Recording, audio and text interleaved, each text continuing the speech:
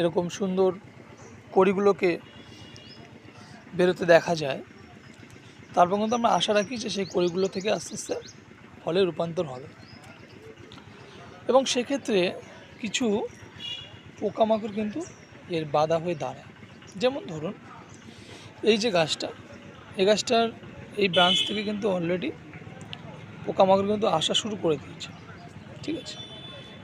এবং বিশেষ করে এই দেখুন, ভালো করে একটু লক্ষ্য করে দেখবেন, এখানে কিন্তু অসংখ্য ছোট ছোট পোকা কিন্তু গাছের মধ্যে কিন্তু হয়ে রয়েছে। এটা ভালো করে লক্ষ্য করলে দেখবেন। যেমন ধরুন একটা মাকড় রয়েছে, এটা কিন্তু আস্তে আস্তে গাছের কচি পাতাগুলোকে খাবে এবং তার পাশাপাশি কী করবে, কড়িগুলোকেও খাওয়া শুরু করবে। কারণ যেহেতু এই গাছে প্রচণ্ড একটা সেন্ট হয়।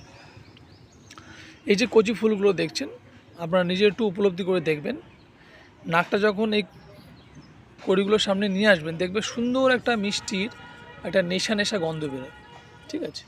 তো সেগুলো কিন্তু এই পোকাগুলোদের কিন্তু খুব প্রিয়, এই পোকা মাকড় যাই বলুন। তো ওরা কিন্তু এগুলোকে নষ্ট করতে আসে এবং এই কচি কড়িগুলো থেকে রসগুলো খায় ওরা, খেয়ে কিন্তু আপনার কড়িগুলো কিন্তু আস্তে আস্তে পড়ে যাবে। তো সেক্ষেত্রে আপনাদের অবশ্যই আগে থেকে প্রিপারেশন নেওয়া প্রয়োজন। যেমন এই গাছটা দেখুন, অসংখ্য কড়ি কিন্তু হয়ে রয়েছে এবং এই কড়িগুলোকে কিন্তু আমাদের পোকামাকড় হাত থেকে কিন্তু বাঁচাতে হবে। তো তার জন্য আমাদের কি করা উচিত? তার জন্য আমরা অবশ্যই এই পোকা মারার যে স্প্রে আছে সেগুলোকে আমরা অবশ্যই স্প্রে করব। তো আপনারা অবশ্যই সঙ্গে থাকুন। দেখুন অসংখ্য কিন্তু কড়ি আছে, অর্থাৎ এই সব কড়ি যে ফলে রূপান্তর হবে তা কিন্তু নয়, কারণ গাছে একটা ক্যাপাসিটি আছে, সে তার ক্যাপাসিটি অনুযায়ী কিন্তু সেই ফলগুলো সে নিতে পারবে। ওকে,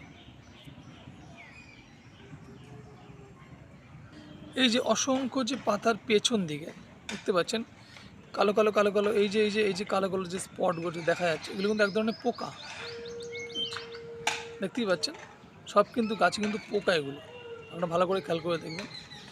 এক্ষেত্রে কি করা উচিত সে সম্পর্কিত আমরা অবশ্যই আপনাদের সঙ্গে রয়েছি এবং আলোচনা করব। কত সুন্দর লাগছে আপনারা নিজেরা কল্পনা করে দেখুন। এই ফুলগুলো থেকে যখন ফলে রূপান্তর হবে, যেমন এই দেখুন আস্তে আস্তে কিন্তু গুটি বাঁধা শুরু হয়েছে, ঠিক আছে। তো সব করেই যে গুটি বাঁধবে তা কিন্তু অবশ্যই নয়, এবং সেক্ষেত্রে আমাদের অবশ্যই আমাদের যে পতঙ্গগুলো আছে, মৌমাছি বলুন, সেই ধরনের যে পতঙ্গগুলো, তারা কিন্তু পরাগরেণুর মাধ্যমে কিন্তু এই গুটি অবশ্যই বাঁধা শুরু হয়, ফুল থেকে ফলে রূপান্তর হয়। সেক্ষেত্রে আমাদের সেই দিকটা আমাদের একটু অবলম্বন করা উচিত, ঠিক আছে। সেই দিকটা আমাদের খেয়াল রাখা উচিত, যাতে বেশি পরিমাণে ফাঙ্গিসাইড বা আমাদের যে পোকামাকড় যে দেওয়া যে স্প্রে, সেটা যাতে বেশি মাত্রায় না হয়, সেই দিকটা কিন্তু আমাদের খেয়াল রাখা উচিত। তো অবশ্যই আমরা পোকা তো আমাদের অবশ্যই মারতেই হবে, তাহলে কিন্তু এই যে কচি পাতাগুলো আছে এবং এই কচি ফুলগুলো আছে সেগুলো কিন্তু আস্তে আস্তে ফলে কিন্তু রূপান্তর হবে না। তার জন্য অবশ্যই আমরা তার প্রস্তুতি নেব। তো অবশ্যই আপনারা সঙ্গে থাকবেন। যেমন কিছু কিছু গুটি কিন্তু অলরেডি ধরা শুরু করেছে, এই দেখুন এগুলো কিন্তু গুটি কিন্তু অলরেডি ধরা শুরু করেছে। এবং এক্ষেত্রে আমরা দুটো জিনিস স্প্রে করব, সেটা আমরা অবশ্যই আপনাদের স্প্রে করে দেখাবো। অবশ্যই আপনার সঙ্গে থাকবেন। এবং যেহেতু পোকার প্রবলেমটা আগে, তাই পোকাটাকে আমাদের কিন্তু আগে থেকে এখান থেকে এই কড়িগুলোকে রেস্কিউ করতে হবে। তো অবশ্যই চলুন আমরা স্প্রেটা শুরু করি। তো আমরা নিয়ে নিয়েছি একতারা। এটা মোটামুটি ম্যাক্সিমাম লেবু গাছের ক্ষেত্রে, জবা গাছের ক্ষেত্রে, যে কোনো ফুলের গাছে বা ফলের ক্ষেত্রে কিন্তু যে পোকাগুলো আসে, হালকা ধরনের যে পোকা, সেগুলোর জন্য কিন্তু খুব উপকারী। এটাতে আমরা স্প্রে করতে পারি। তাছাড়াও আপনারা কাজ করতে পারেন, যদি আপনাদের বাড়িতে শ্যাম্পু থাকে, শ্যাম্পু জল দিয়ে স্প্রে করতে পারেন, তাতেও কাজ হয়। এবং আপনাদের কাছে যদি মনে করেন নিম পাতা আছে, এবং সেই নিম পাতাগুলোকে ভালো করে জলে গরম জল করে তার সাথে একটুখানি, জাস্ট একটুখানি লঙ্কার গুঁড়ো মিশিয়ে, তার সাথে একটু কর্পূর, ঠিক আছে, কর্পূরের গুঁড়ো মিশিয়ে কিন্তু আপনারা জলে দিতে পারেন, সেটাকে স্প্রে করতে পারেন। সেক্ষেত্রে কিন্তু পোকামাকড় চলে যাবে, ঠিক আছে। আমি অলরেডি এই একতারাটাকে এখনই খুলে এবং এর 5 ভাগের থেকে 1 ভাগ 1 লিটার জল আমরা দেবো, ঠিক আছে। এই জিনিসটা খেয়াল রাখতে হবে। দেখুন এর সাথে একটা ডিটেলস পেপার রয়েছে এর মধ্যে এই বিষয়গুলো কীভাবে স্প্রে করতে হয়, যারা নতুন তারা অনেকে নাও জানতে পারে, তারা এটা কিন্তু খুলে ভেতর থেকে পড়তে পারেন। যেহেতু আমরা বিষয়টা জানি, তাই আপনাদেরকে আর খুলে পড়ছি না, ঠিক আছে। তো এটার 5 ভাগের 1 ভাগ আমরা দেবো 1 লিটার জলে। ওকে, তো আমরা এটা 1 থেকে 1.5 গ্রাম কিন্তু নিয়ে নিয়েছি, ঠিক আছে।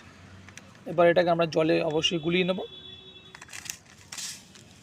তো নর্মালি দেখবেন এগুলো 1 লিটারে হয়, এটার মধ্যে আপনারা করতে পারেন। তো আমরা কি করেছি, এই 2 লিটারের বোতল নিয়েছি, এর হাফ জল নিয়েছি, ঠিক আছে। এর মধ্যে আমরা এই দানাটা দিয়ে দেবো।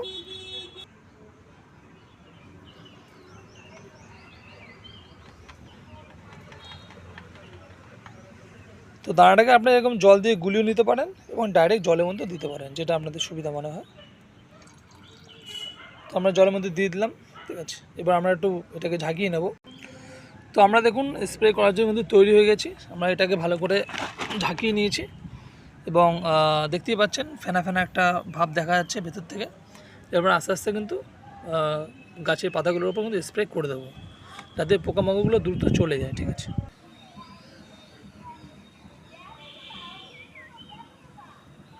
তো চলুন আমরা আস্তে আস্তে লেবু গাছের দিকে আস্তে এগোই, কী করে স্প্রে করতে হয় সেই জিনিসটা আমরা অবশ্যই দেখব।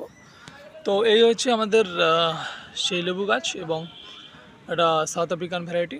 এবার দেখছেন এই যে একটা স্পট রয়েছে, এটা কিন্তু এক ধরনের পোকারই কাজ, ঠিক আছে। এই যে দেখছেন সাদা সাদা স্পট, মানে সব মিলিবাগগুলো এখানে আক্রমণ করে, সেখানে স্পট পড়ে যায় এবং মাকড় ধরলেও কিন্তু এই ধরনের স্পট কিন্তু দেখা যায়। তো চলুন আমরা স্প্রেটা আস্তে আস্তে করা শুরু করি। আস্তে আস্তে জল দিয়ে স্প্রে করে নেবো এইভাবে ভালো করে।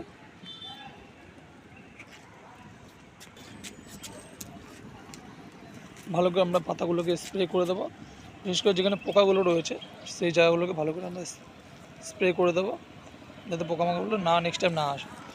এবার এক্ষেত্রে কী হবে, যখন পোকামাকড়ে আর উৎপাত থাকবে না বাংলা কথায়, তারপরে কিন্তু আস্তে আস্তে যে গুটিগুলো সেট হচ্ছে সেগুলো কিন্তু পুরো পরামত হবে এবং এরপরে আমরা একটা ভিটামিন স্প্রে করে দেবো। সেটা আপনাদের কাছে যদি মিরাকুলাম থাকে, মিরাকুলামটা খুব ভালো, ঠিক আছে। মিরাকুলামটা স্প্রে করতে পারে বা প্ল্যানোফিক্সও দিতে পারে, ঠিক আছে। তাছাড়া টাটা গ্রুপের যে ইমিডোক্লোরপিডের যে গ্রুপের যে ভিটামিনটা আছে টাটা গ্রুপে, সেটা আপনারা কিন্তু দিতে পারেন, ওকে।